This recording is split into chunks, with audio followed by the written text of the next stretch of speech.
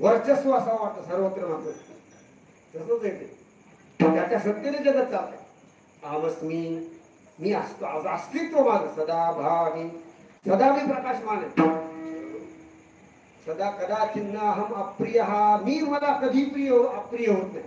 तरी असं लिहिलंय दुःखात अनुभव काले मी दुःखाच्या अनुभव कालात अहम कदा अनिष्टो न भवामी अप्रिय न भवामी किंतु सदा प्रिय एव भवामी.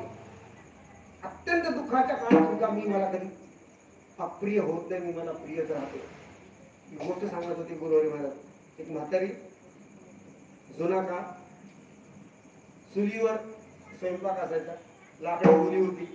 स्वयंपाक करायचं होता. वय जख्ख म्हातारं पण आलेलं लाकडं घातले. चूल काही पेटेनं लाकडं ओली होती. फुंकून तोंडात दात नव्हते आधी कंटाळून गेली. एकदम म्हणे यमा ये रे बाबा माझा पत्ता बित्ता चुकलास की काय तू आतापर्यंत विसरलास की काय. यमराज दारावर चालला होता. तो म्हणतो एवढं प्रेमाने मला कोणीच बोलवत नाही. आजी बोलवते गेलं पाहिजे. प्रचंड दुःखी झाले. काय चाललंय विसरला का माझा पत्ता. फूल पेटता कसा स्वयंपाक करू मी. आजी आलो. कोण आहे बाबा तू. यमराज. तू हो कसं काय आला. अगं आजी तू आवाज दिला केवढा मोठ्यानं मला. असं बरं झालं. अरे बाबा तो याच्यासाठी बोलवले चूल पेटत नाही रे. तू काय कर कुंकर घाल चूल पेटून दे आणि आल्या वाटेने निघून जा. दुःखात अनुभव काले की अहम कदा अप्रिय अनिष्ठा न भवामी किंतु सदा प्रिय एव भवामी. निरुपचार प्रेमा विषय होय तो आत्मा तो तुझा नव्हे की आत्मा ऐसे जाण. ते आत्मस्वरूप ते परमात्मा स्वरूप महाराज म्हणतात अवीट आहे. त्याचा अंतरंग ज्ञात हो न हो ते कायम अवीट आहे. वीट नाही पांडुरंगी वाढे अंगी आर्त ते अवीट गे माय. हे अगं सखे तुला सांगू अत्यंत अवीट पांडुरंगाचं रूप आहे. कधी विटे ना. पण गंमत अशी आहे जवळी आहे परी भेटे ना. इथेच अभंगाचा भावार्थ झाला असं समजू. पुढच्या काही वेळामध्ये थोडक्यात संचलनाचा विचार करून सेवा पूर्ण करूया. गोपाल कुमार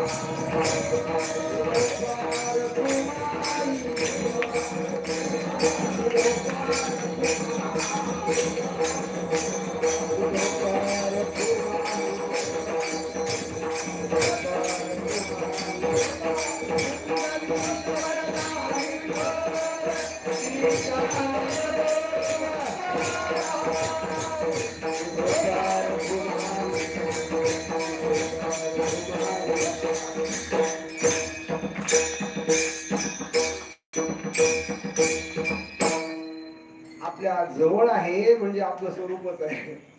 पण भेटे ना. आमचे गुरुवारी साखरे महाराज नेहमी म्हणत होते जवळ आहे म्हणूनच भेटे ना. कधी भेटे ना ते तर ठीकच आहे. जवळ आहे म्हणूनच जे जास्त जवळ असतं त्याची किंमत नसते माणसाला. दूर गेल्यावर किंमत करते. नवरा बायको भांडण झालं बायको काय म्हणते मेले ना मग तो फक्त म्हणत नाही मला तेच असतं तुला आत्ता नाही कळला. बायको मात्र स्पष्ट बोलते तुम्ही मेले तुम्हाला माझी किंमत कळेल. जवळी आहे परी भेटे ना. याच्यापेक्षा एक तीव्र दृष्टान. दृशाला जली या जीवना दृशाला